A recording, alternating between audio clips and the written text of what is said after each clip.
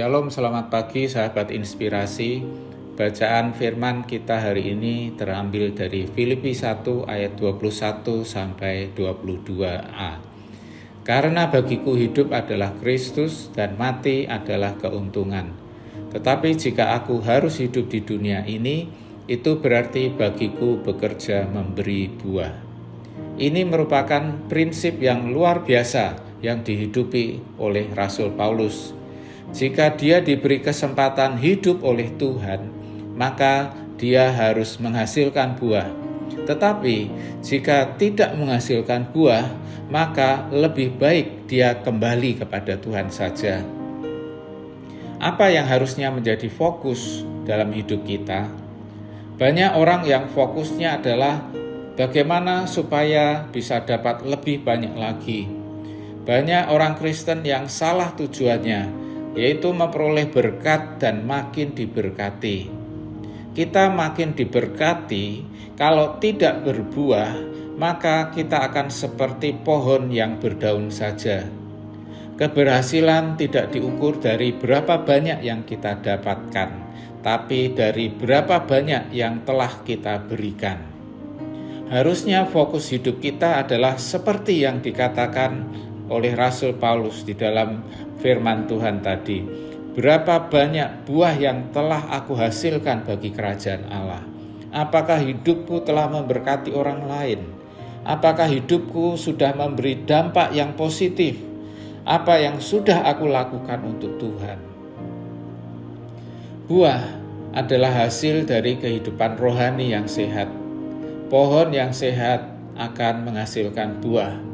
Mazmur 1 ayat 3 berkata, ia seperti pohon yang ditanam di tepi aliran air, yang menghasilkan buahnya pada musimnya dan yang tidak layu daunnya. Apa saja yang diperbuatnya berhasil. Kalau kita ingin hidup kita berbuah, peliharalah persekutuan pribadi dengan Tuhan. Dia adalah sumber kehidupan kita yang memberi kita energi untuk menghasilkan buah. Kalau kita gagal membangun persekutuan pribadi dengan Tuhan, hidup kita akan kering, layu, dan tidak akan menghasilkan buah.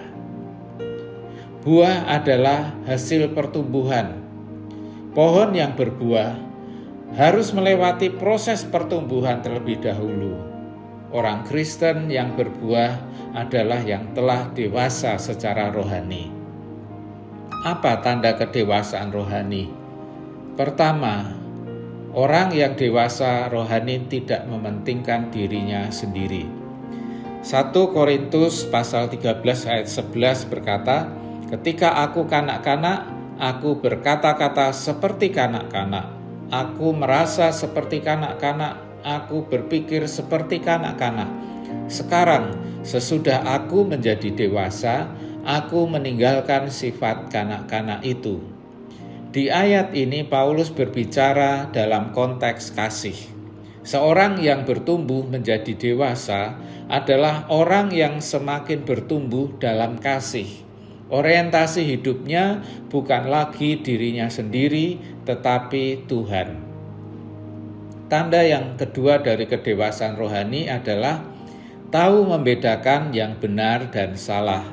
Ibrani 5 ayat 14 berkata, tetapi makanan keras adalah untuk orang-orang dewasa, yang karena mempunyai panca indera yang terlatih untuk membedakan yang baik dan yang jahat. Orang dewasa punya kepekaan untuk membedakan yang benar dan yang salah. Dia punya komitmen pada yang benar, tidak kompromi dengan yang jahat dan yang duniawi. Tanda ketiga dari kedewasaan rohani adalah sadar akan tanggung jawabnya. Petrus pernah diajak bicara 4 mata dengan Yesus dan ditanya, apakah engkau mengasihi aku? Petrus menjawab, ya Tuhan, aku mengasihimu. Lalu Yesus memberi dia tanggung jawab, gembalakanlah domba-dombaku. Kemudian Yesus mengingatkan seperti ini dalam Yohanes 21 ayat 18. Sesungguhnya ketika engkau masih muda, engkau mengikat pinggangmu sendiri, dan engkau berjalan kemana saja kau kehendaki. Tetapi jika engkau sudah menjadi tua, engkau akan mengulurkan tanganmu, dan orang lain akan mengikat engkau dan membawa engkau ke tempat yang tidak kau kehendaki. Petrus diingatkan, sekarang engkau bukan lagi Petrus yang dulu. Dulu kamu disuruh berdoa di Getsemani malah tidur. Dulu bisa seenaknya.